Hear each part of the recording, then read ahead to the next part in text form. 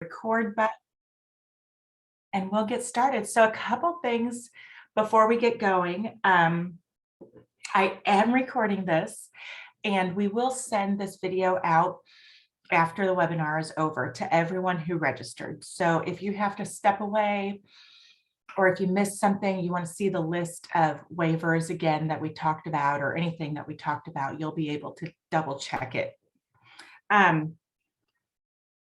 Sorry, I just finished lunch. I want to make sure I don't have anything. Also, we cannot see you and we cannot hear you, but I did double check to make sure that the chat box is functioning, unlike my last webinar.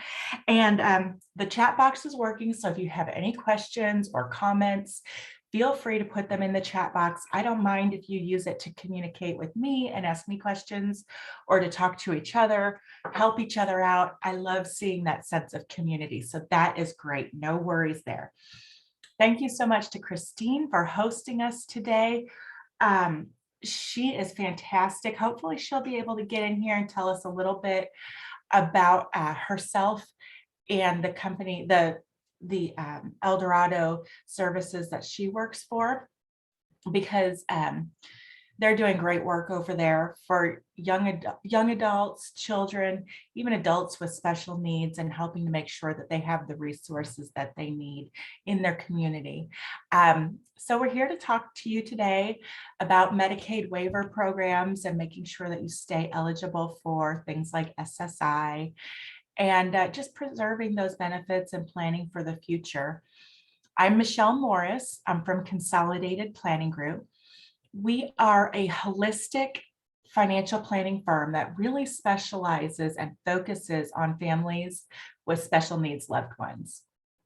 So when we're taking a look at financial planning for your life and your children's lives, we look at it through that lens. And that's what really makes us different, is that we look at it through the lens of, you know, this is a family with a special needs loved one who might need care for the rest of his or her life. And that's important to think about as you're considering not only your retirement, but your children's future. So we really take a path of educating and advocating for families in the community, and we're happy and proud to serve you. So like I said, this is being recorded. We cannot see you or hear you, but you can put messages in the chat box, and I did verify that it's working today. So without any further ado, let's go ahead and get started. There are a lot of different waivers that we're going to talk about today. This is a brief listing of some of the waivers, and if anyone could just go ahead and verify in the chat box real quick that my slides are moving, that everything is looking good, that would be awesome. Perfect, you all are awesome. Okay, so bunch of different waivers, and they all have their acronyms. So it's kind of like a alphabet soup here. It gets a little crazy and hard to understand, but I promise we're going to go through these and help you figure out what's what would be the best for your family. So overall, these are called the home and community-based waivers, the HCBS waivers. There's many different kinds. They won't all apply to you and your situation, but they're there for you and for other families who might need them. So that's really good. The first one is Community Living Assistance and Support Services. That's CLASS. And the next couple slides are going to go through these bit by bit. We'll talk about what they do. There's Deafblind with multiple disabilities, DBMD. HCS is Home and Community-Based Services. Texas Home Living uses the TXHML acronym. MDCP is for Medically Dependent Children. There's a STAR Plus waiver, which is sometimes referred to as the 1115 demonstration waiver. Now, we'll talk about that, but that is for only age 21 and up. So we'll keep that in mind as we go forward. Youth Empowerment Services is the yes waiver, community first choice. There's, okay, so when we talk about all these different waivers, you know, the letters can get confusing and, you know, maybe it doesn't even apply to you. For example, deaf-blind with multiple disabilities, that's kind of a narrow situation, right? You have to have a child who is deaf and blind and also has another condition. So that narrows the field a little bit. Class, the first one here on this list, the Community Living Assistance and Support Services. Now this one gives home and community-based supports to children and adults who have related conditions. That's what they call it, related conditions. There's over 200 of these related conditions. And of course, there's like a little booklet that you can go through to help figure out what those are. You could check the website. And the thing is, you know, with all of these waivers, you call and get your name on the list to wait. And then when your name comes up on that list is when you have to prove that you qualify. So you could put your name on all these lists if you wanted to. I could put my name on all the lists. And then when they call me and say, okay, your name came up, you're ready to go, I have the right to say, oh, no, guess what? At this time, we don't qualify. It turns out my child is fine, or, you know, whatever the situation is. We have heard of some people having issues with class right now.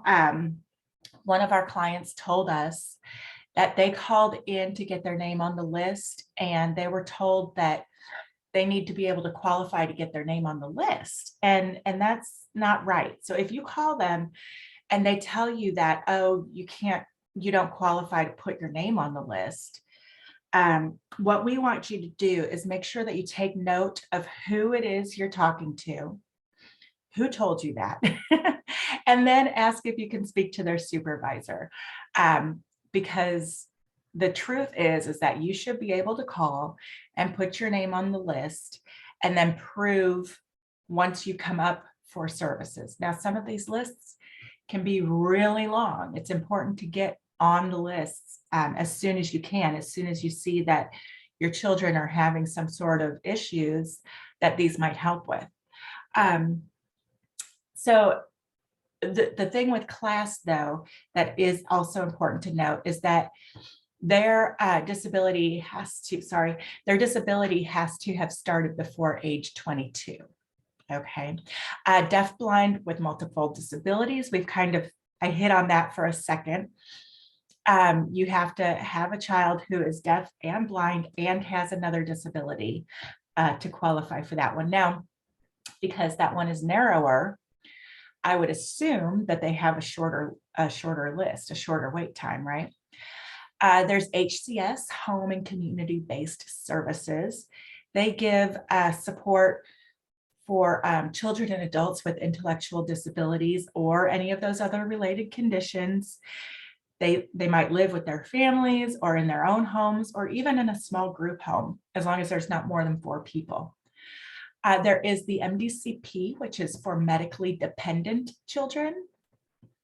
These are children, they're considered a child if they're 20 or younger, and they're medically fragile. So they need to receive services. And this waiver is meant to help them not have to go into a nursing facility of some kind, right? So, oh, my child needs nursing care, but if I can receive this waiver and maybe get some nursing hours, then he wouldn't have to go to a facility. That's what they're trying to do here with that waiver. Okay.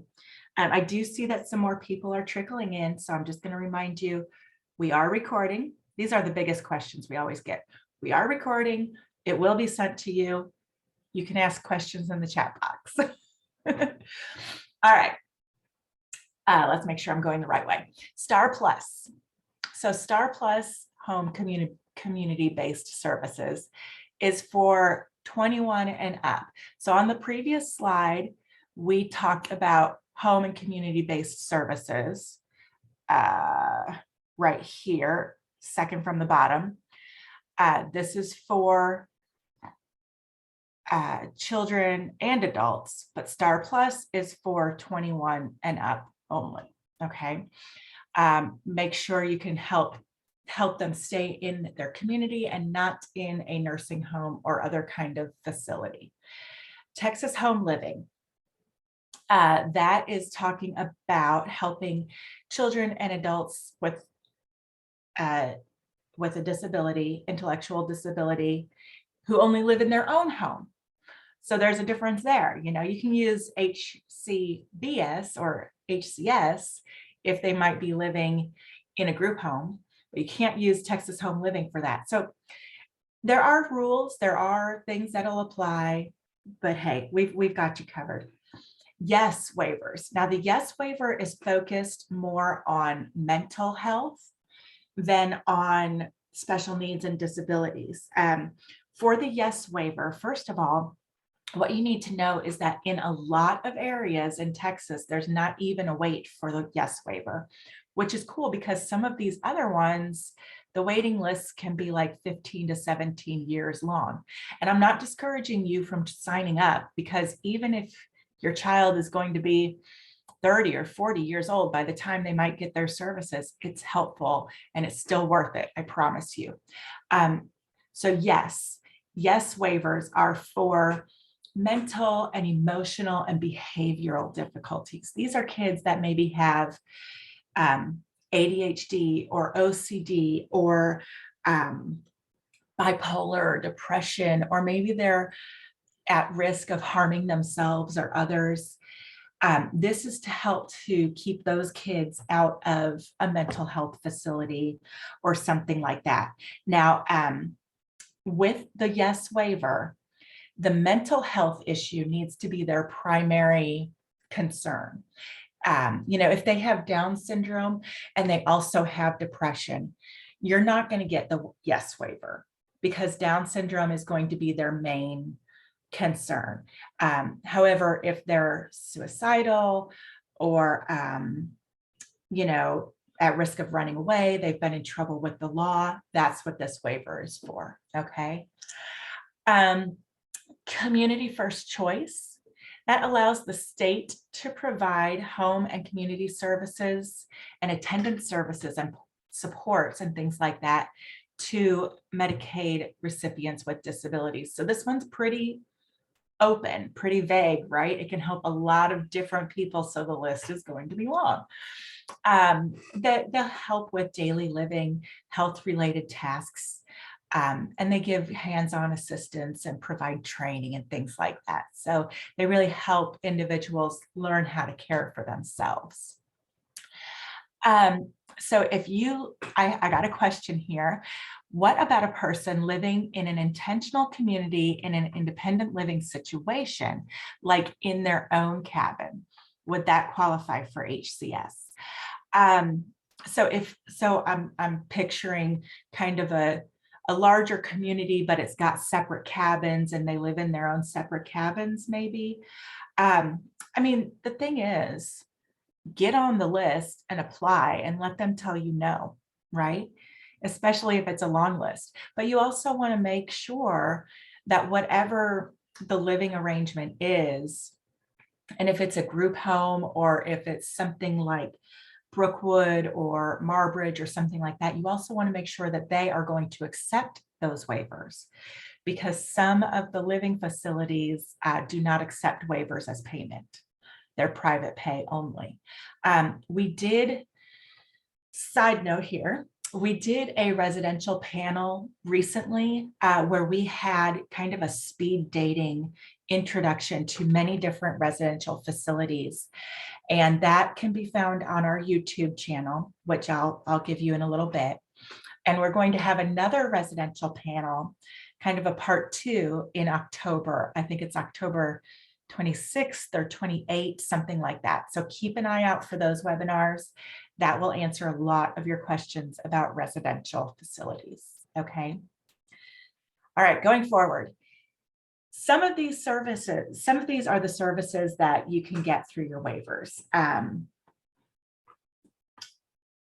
Okay, I just wanted to make sure I'm on track with all the notes I had to tell you. Adaptive aids, you can get financial management services, employment assistance, training for employment, minor home modifications, respite hours, many of the services, but not MDCP, which is the one from fragile medical dependent children. They don't include professional therapies like occupational therapy and music therapy and equine therapy. They don't include prescriptions in dental and nursing because those things are already covered under children's Medicaid, but all the other ones do. Let's see, we signed up for some waivers many years ago, but we don't recall which ones. This is so common. We hear this all the time. I think I signed up for some. I'm not sure which ones I signed up for or where we are on the list, and we're going to get to that. We have got you there. Some other services that the waivers might provide for you, maybe transportation, residential services, you know, if they can help pay for a residential facility, that's great. Equine therapy, music therapy, art therapy, all those great things. Dayhab programs and nursing hours can be included as well. So these are really great. And like I said, maybe you're a little bit behind. Your kid is 15 or 16 and you're just finding out about waivers. We talk to people every day who are like, we'll say, oh, are you on the waiting list for waivers? And they're like, the what? My kid is 15 and I'm just now hearing about this. Or maybe you were just diagnosed. That's fine. Just get on the list. Wait your time. If it's 15 years from now and your kid is going to be 30, who wouldn't love equine therapy anyway? Or maybe they could still need help paying for dayhab or transportation. I mean, it doesn't become worthless just because they're older. And someone also said to me that they were afraid that their kid would age out. With many of these waiver programs, that's not a thing. Some of them do have age limits, but not all of them. Okay. When we're talking about who is eligible for these waivers, like I said, most of them are for all ages. So don't give up on that. MDCP and Star Plus are the exceptions here. Star Plus is for 21 and over, and MDCP is for children. We can go back and look at what the age is there if we need to. When you're thinking about your financial eligibility, you know, do you make too much? Well, here are some guidance for you. All of the waivers, except for Texas Home Living, you have to be within 300% of the SSI guidelines, which is $2,523 for the child. They don't look at the parental income. So if your child does not have money, then they qualify. I have one more. Let me finish this slide and then I'll get to the question. You do have to meet the eligibility criteria for whichever waiver it is that you are applying for. But like I said, the little note at the bottom, you don't have to prove eligibility until you come to the top of the list. So maybe your child has just been born and you're seeing some concerns, sign up. If those concerns go away, great. And if they don't, you're on the list, right? Okay, for the services of yes, the child must have very serious problems, or with the diagnosis of ADHD, can they qualify? Again, the worst that they can do is tell you no, but that's what yes is for. It's for the mental issues that children might have. Do they have mild ADHD, like they can't get their homework done and they can't clean their room because they can't focus? That's one thing. I mean, do you really need waiver help for that? That's something that you and your family have to consider. Now, do they have severe ADHD issues where their executive functioning is just not there and they're, you know, at risk for harming themselves, or you know, their health is at risk because they don't want to take care of themselves because ADHD is just scrambling their brains. Only you know what's going on with your child and if these waivers are really going to help you. But it's like I said, the worst they can do is tell you no, and also apply and then prove eligibility later. How do we sign up? We're getting there. This person says that their son has severe ADHD and they did qualify. So again, I think it's partly a question of the severity of what's going on. So there are 2 funding paths for the waivers. This isn't the most interesting part. This isn't the question that everybody wants to know, but just FYI, there is the path that goes through the waiting list, where it's just a first come, first serve. It's a statewide list and it can be long. This slide says 14 years. We've heard between 15 and 17 for some of the programs. It is what it is.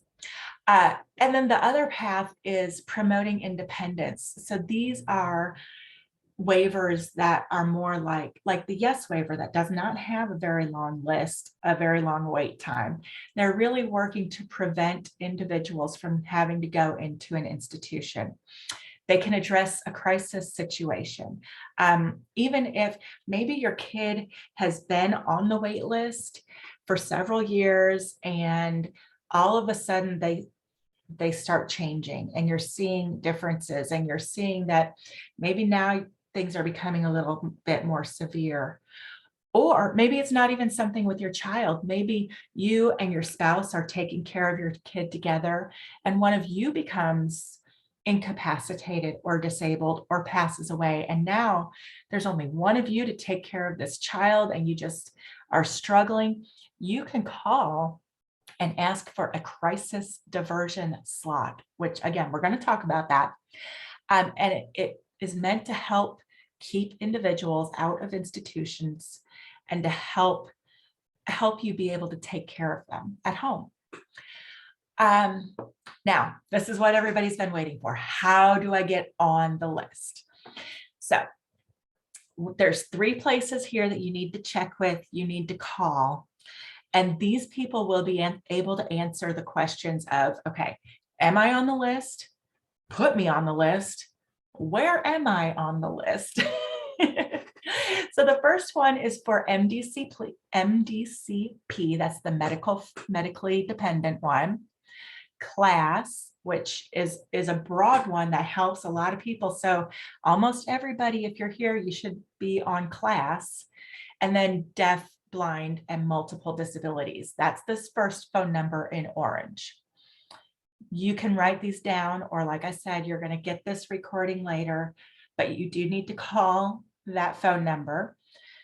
The next in the dark gray box is for HCS, Texas Home Living, and CFC, Community First Choice. HCS is Home and Community Services, right? So for those, you need to contact your local authority, your local intellectual and developmental disability authority. Some people call it ALIDA, some people call it LIDA, but to figure out, so that's your local, like Bluebonnet, MHMR is one, the Harris Center. If any of those names sound familiar, you might have spoken with them in the past. In order to look that up, you can go to this website and find out who your local authority is. And that's the second place you're going to have to contact to make sure that you're on all of the lists, right?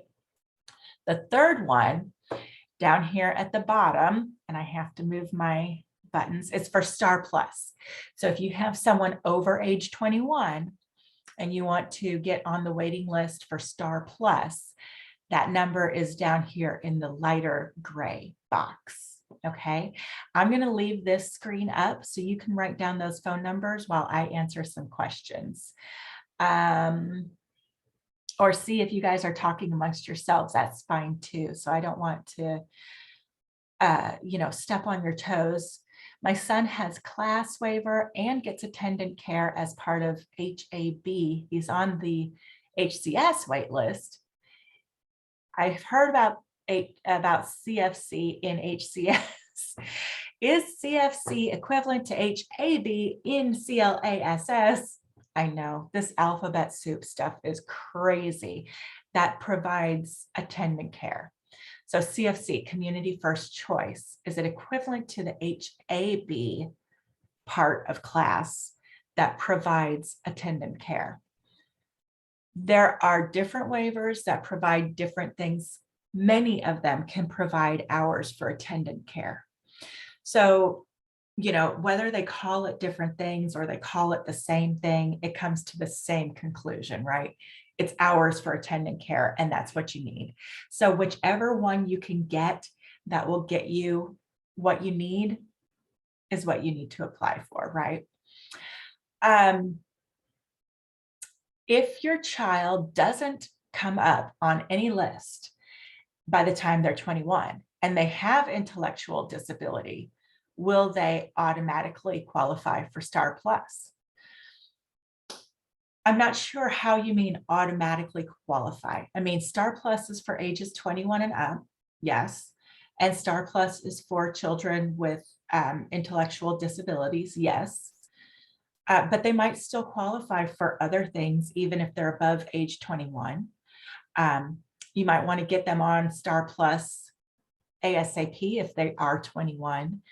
And you have to look at which waiver is right for you. So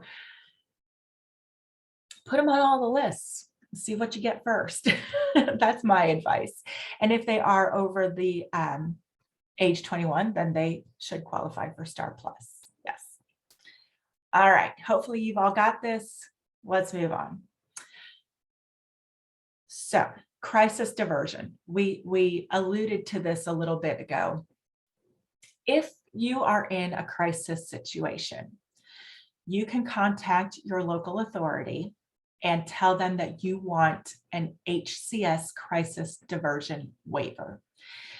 What this does is it basically bumps you to the top of the list because you have a special circumstance and you need help like now. And they will help you through the process. You need to stay involved and make sure that you are, you know, paying attention. You answer their calls, or if they send you a letter or something, you answer that mail, read anything that comes from them. But this is really designed to help make sure that your loved one doesn't have to go into some kind of an institution or facility. Like I said, maybe they're getting more violent, or you're seeing changes in their behavior that really scare you. Maybe they're at danger of harming themselves, of harming other members of your family. That would call for a crisis diversion spot. Maybe someone else in your family, one of the other caregivers, like I said, becomes ill or passes away, or you know, you can't take care of them by yourself. What are you going to do? You know, it's more for not like, oh, things are tough. But with this, I mean, you need help. You need to get some help in there immediately. You can call them and they will be able to help you. And we have phone numbers for that. I mean, I can't think of a specific. Oh, I can. We spoke with one family several years ago, and their child was only 8 years old, but very strong and violent. And they also had a newborn baby. And mom was staying at home to take care of the kids. Dad had to quit his job to be able to stay home because they were afraid that mom couldn't handle the 8-year-old anymore by herself. So in that situation, I would say definitely call and ask for a crisis diversion slot. You know, they're living life and getting it done and doing a great job, but they needed help. So if you find yourself in a situation where you just need it, you call. And I know that we're all very strong and very independent, and we can handle our kids, but this is not the time to sugarcoat things. This is going to be the time where you have to call and you have to tell them you just can't keep up. They'll help you out. If you're having problems, your LIDA won't help, There are other options. You can kind of go above and beyond your LIDA. You can call the ARC of Texas. They might be able to push some buttons for you and get things moving. And I think Every Child is the other place that you could call to ask about that. If we register with our LIDA, do they decide what waiver programs to list us on? I'm not sure about that. If someone else has an answer, please go ahead and put that in there. I've just always learned and just always told people, call the phone numbers and get yourself on all the lists. So, I mean, I would assume if your child is not deaf and blind and a third thing, you wouldn't want to worry about that. If they're not medically dependent, you don't need to worry about that. You don't have to be on all the lists, but good question. All right. Special needs planning. We're going to shift the focus a little bit here. We work every day with helping people who have special needs loved ones in their lives. And these are some of the things that we do, and some of the things that other companies out there do as well. And you can even do at home, but things that you need to be thinking about, really.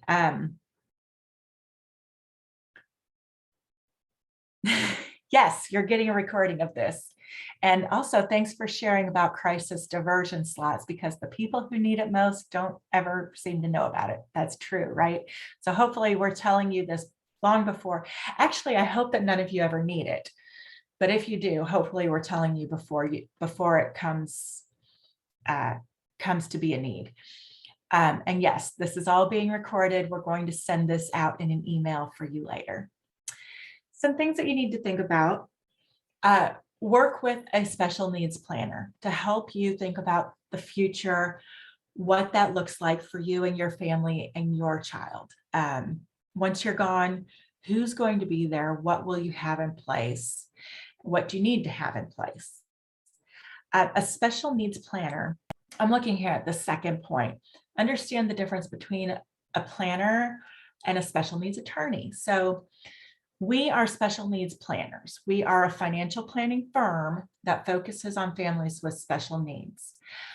We are not attorneys, so we can't do your will. We cannot do guardianship if you need legal guardianship of your child, and we cannot set up a special needs trust. What we do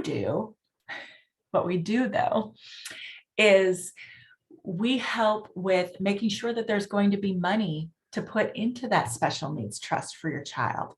We help make sure that your SSI benefits and Medicaid benefits aren't put in jeopardy because your child has money in the wrong places.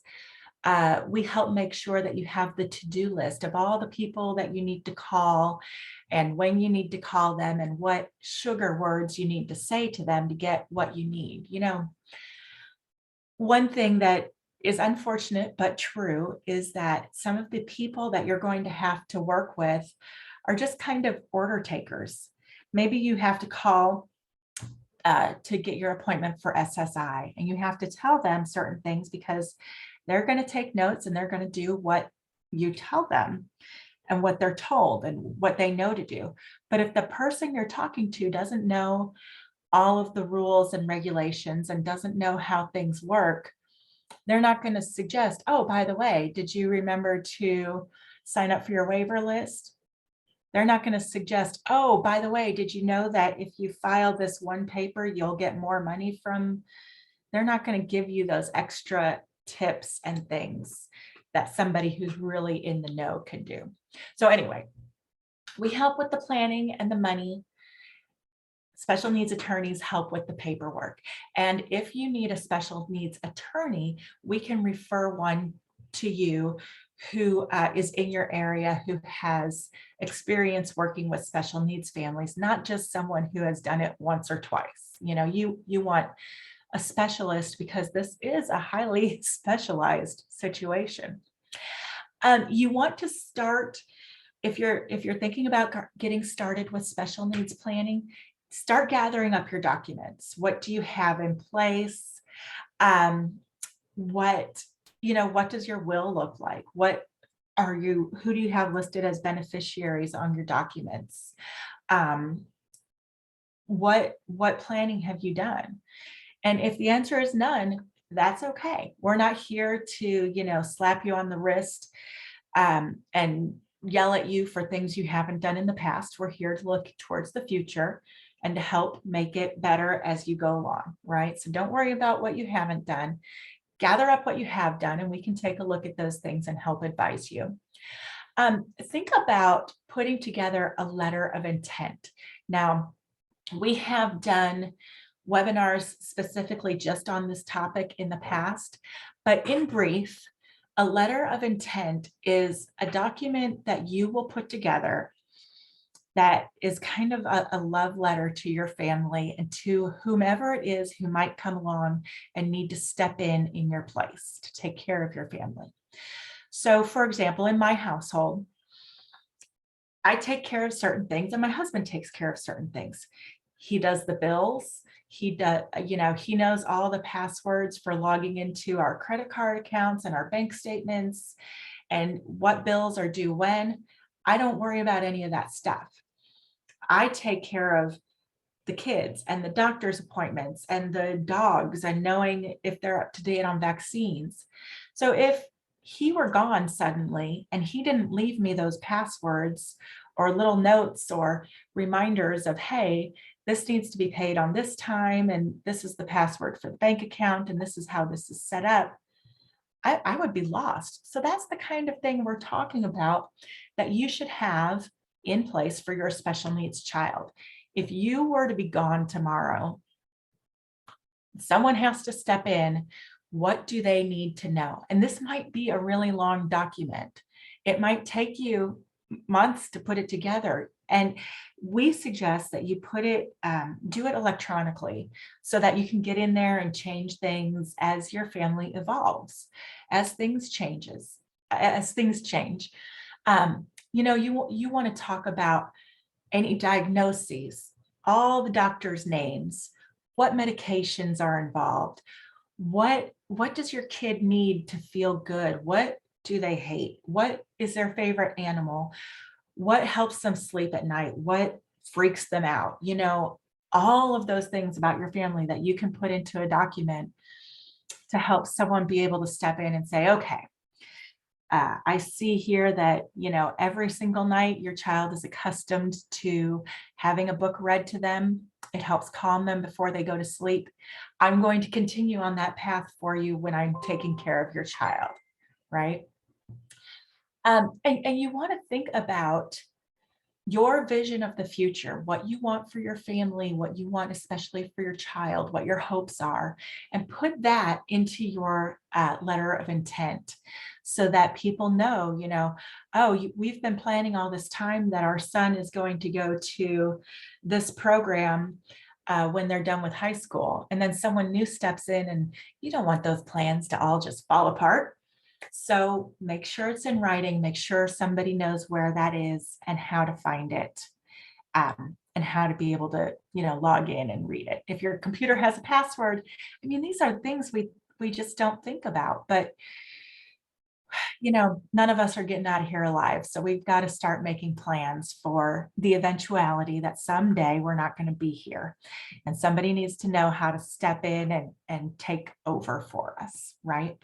Okay, so we do have a couple of things. The recording is going to come from Meredith, who sends out, you might have gotten an email reminding you to come to this webinar or saying that you were registered for this webinar. It should be that same email that the recording will come to you. And can we refer a lawyer for this area? We can refer a lawyer for any area in Texas, yes. Okay. How are you going to pay for your child's care? That's a big question. It's a scary question. So there's four main buckets here of where these funds will come from. SSI and Social Security. And that's why it's so important to make sure that you keep your child eligible and not mess up those benefits. We look at SSI benefits and Social Security benefits as kind of a baseline income for your child throughout the rest of their life. So once you're gone, or once you turn on your Social Security benefits, they're getting benefits. They're getting SSI or SSDI. And if you want to hear all about that, we do webinars on those, and you can give us a call and we can talk all about that. That's one way to fund your child's care. Another way is through a special needs trust. If you have a special needs trust set up for your child, that money will not count against them for the SSI, their SSI benefits. You know, we always say your child cannot have more than $2,000 in their name unless it's in a special needs trust or an ABLE account, which you can see is that fourth box there. A lawyer will have to help you set up a special needs trust, but we can help make sure it gets funded appropriately. Life insurance and your other assets can help take care of your child in the future. You know, if you have life insurance, maybe there's going to be several $100,000, maybe $1 million, whatever you can afford in terms of life insurance to be left to your child once you're gone. Again, that money will need to go to a trust or an ABLE account or something that won't kick them off of their benefits. But a lot of our clients use life insurance as another asset class that can pass tax-free to their heirs. So that's another way that you can fund that trust. An ABLE account. So lots of people know about a 529C, which is the college savings plan. The ABLE account is just a different arm of that same structure. It's the 529A ABLE account. And that money can be used pretty much for anything that will help achieve a better life for an individual with special needs. The disability has to have begun before age 26. So as long as you have records, whatever, you know, maybe they went to the doctor a few times and the doctor noted things in the records, or, you know, whatever you have, you can put $16,000 a year into the ABLE account, and an additional $12,880 if your child is working per year. Now, you don't want that ABLE account to go over $100,000, or else it'll mess up other benefits. Isn't that lovely? But we can help you with the rules and make sure you've got everything set up correctly so that it doesn't mess up anything. A question came in: can I have insurance for my son and it won't affect his benefits? So when you're thinking about, is it going to affect my child's benefits, what you need to think about is, who is the beneficiary? Who's going to get that money when the time comes? I'm not going to say if someone passes away, because we're all going to pass away someday. When that time comes, who gets the money? If your son gets the money, it could affect his benefits unless you put it into a special needs trust for them. If the insurance is set up to where you get the money when your son passes away, if you're still around, then that wouldn't affect his benefits. And that's one thing that we help families with is, where do you have beneficiaries listed? Life insurance, maybe on bank accounts, maybe on your mortgage. Where do you have a beneficiary listed? And wherever those things are, you got to make sure that your child is not listed by name. It can't be, I'll use my own kid's name. It can't be Evan Morris.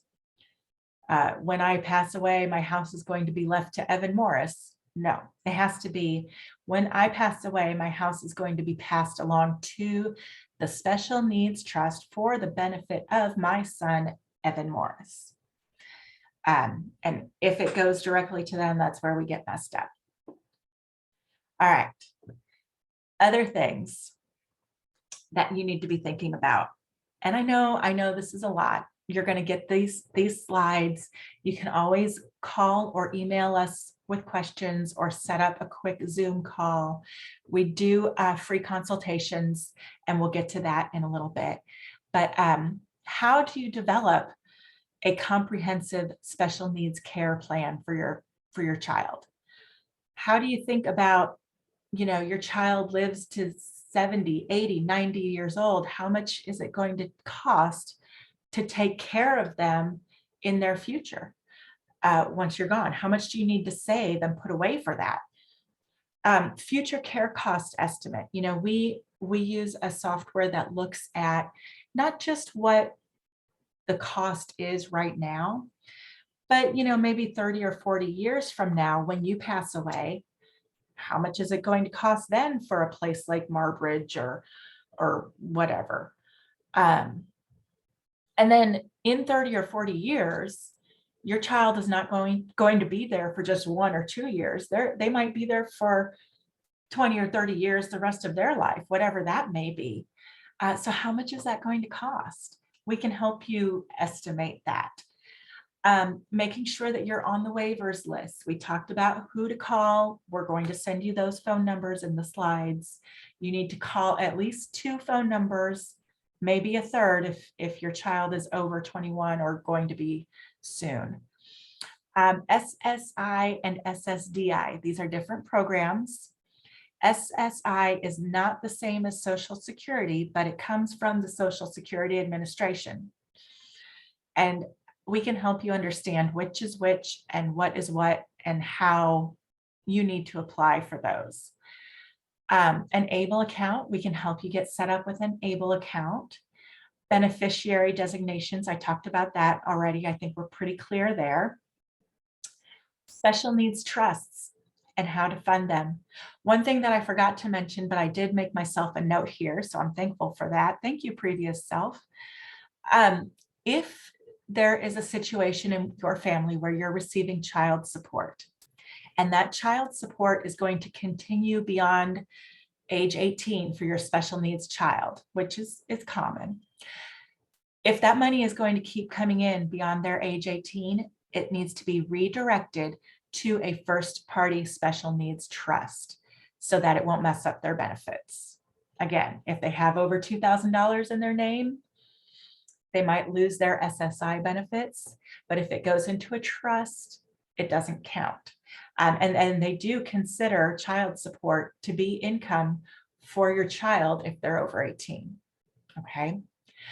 When it comes to residential facilities, group homes or all of the different residential facilities available out there, we suggest that you start touring those when your kids are maybe 15, 16. If you're thinking that like right after high school or maybe in their early 20s, you want to get them into something, because waiting lists can be long.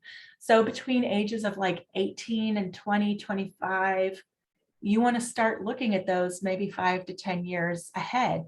And new facilities are being built every day. Even right now, we had that residential panel webinar last month or 2 months ago. And we had some information on there from places that aren't even they're not built yet, they're not complete, but they're in the works. And we're going to have a second panel, residential panel in October, because there's a lot of options. So start thinking about that. What do you want that to look like for your child? Where do you want them to be? And consider guardianship. This is something, again, you'll have to talk to an attorney to set up guardianship for you, but you can get that process started with when your child is within 6 months of turning 18. There are alternatives. You don't have to have full guardianship. You can have partial guardianship. You can have just a power of attorney and healthcare power of attorney, or a supported decision-making agreement. All of those things are useful. Another side note that I want to put out there is that it's not only kids who have special needs who need power of attorneys. So my son is 21. He's away at college in Chicago. I'm here in Houston, just outside of Houston. And if my son in Chicago gets hit by a bus and has to go to the hospital because he's 21, they don't need to call me. There's nothing like protecting my right as a parent anymore because he's not a child legally anymore. So what do? What we do is we have a healthcare power of attorney, and I made him sign it and send it back to me. He has a copy and I have a copy. And I actually told him to leave his copy out where his roommate can find it if needed. But people don't think about that you might need a power of attorney or healthcare power of attorney, even for your neurotypical kids. And that goes for trusts and things like that too. I'm not saying that everybody needs to have a trust, but imagine if you have a large life insurance policy and you pass away when your child is a minor, and then they turn 18 and they get $2 million from your life insurance policy. Now, my 18-year-old is smart and brilliant, just like all of yours are, I'm sure. But what he really loves and really wants right now is a car. And he really loves classic cars and great cars. So I would be a little concerned that if I passed away right now and I had a large life insurance policy, that maybe my 18-year-old wouldn't make the best decisions with that money. Maybe he would have a big garage full of fantastic cars, but forget to set things aside for his future. So you might want to consider, even for our typical kids, that the ramifications, the possibilities. Also, back on track, special needs planning radar. Think about what is going to happen after high school. There are a lot of options out there. There are some great transition programs. There's some great college programs. It doesn't have to be full-time going to college. It can be a class here and there, or a transition class, or I've seen a lot of great schools that are offering kind of a how to be a college student class. Start with things like that. Maybe there's a lot out there and we can help you with all these resources. Here's our team. Allison and Jeff, the first two pictures there, they are the owners of the company. They live in Sugar Land, just outside of Houston. And Allison, she's been a financial planner for nearly 30 years. I hate to tell how young she looks, but she's been a financial planner for almost 30 years. And her kids, she has two with special needs. And when they started to get into the teenage years, she thought, why is this so difficult? Why is it so confusing? It should not be like this. I should know what I'm doing when I talk about planning for people's futures every day of my life, and I don't know how to plan for my kids with special needs. So that's why she really decided to take this company and put us in this direction to where we are advocates. We are here to educate people to make it easier on them. There's me and this fourth guy. This is my husband with the beard. So we're two husband and wife teams. I used to be a teacher. I was a realtor for a time. My husband was in health and safety in the corporate world. And we bring our backgrounds and our experiences and our areas of expertise to help guide you and your families. We have Meredith. She is the brilliant marketing director who has set up all the webinars and helps, and you're going to get email from her after this is over. She is precisely who the email will come from. We are part of the Academy of Special Needs Planners, and we are National Social Security advisors as well. Allison is a court member of the I got to move that to get the right name, the $1 Million Round Table. It just means she's done a lot of really hard work and she does a really great job. I hate to brag, but I think we all do. Like I said, we do free personalized consultations. And this is the goal of this meeting, is to meet you and your family, learn about what's going on in your situation, answer any immediate questions that you have, and then talk about what we do, what our planning doors you can walk through look like, how we do what we do, and if we're a good fit to work together.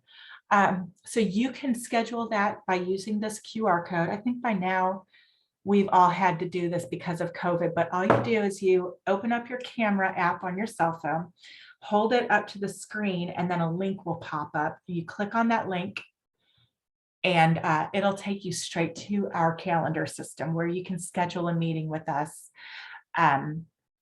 It kind of pops up random, whether you get me or my husband, Andy, or you get Allison on your meeting, but we're all here for you. We can answer your questions and get that taken care of, and then see if we'd be a good fit to move forward. There's our Facebook link down here at the bottom and our YouTube link. All of the webinars that we do get recorded and put on our YouTube channel, so you can check those out. And you can follow us on Facebook to see what's coming up and what, little tips and things we put out. We also put out changes to laws as they happen and updated advice. So if you have any questions, you can set up the meeting. You can call us. The office number is there, that 281-690-1177. Or email the office, contact@cpgcares.net. My personal email, I already put in the chat box. It's the first note in the chat box, but I'll go ahead and tell you that my personal email is mmorris@cpgcares.net. Again, the email that Meredith sends after this meeting is going to have all these links. It's going to have my contact information, everything you need. So I'll give a couple more minutes. We're wrapping up. It's 12:57. I've blabbed on for almost exactly an hour. If you have any more questions, get those in real quick. Otherwise, I will say goodbye, and I hope you enjoy the rest of your day. And just remember that we're here to help. Okay, so if something comes up and you need to reach out to us, please do. All right. Thank you, everybody. Watch out for that email to come shortly. And thanks for being here with us today. Thanks again to you too, Christine, for having us. Thank you, thank you, thank you. I don't see any questions, so I'll go ahead and stop the meeting. Have a great day, guys. Bye-bye.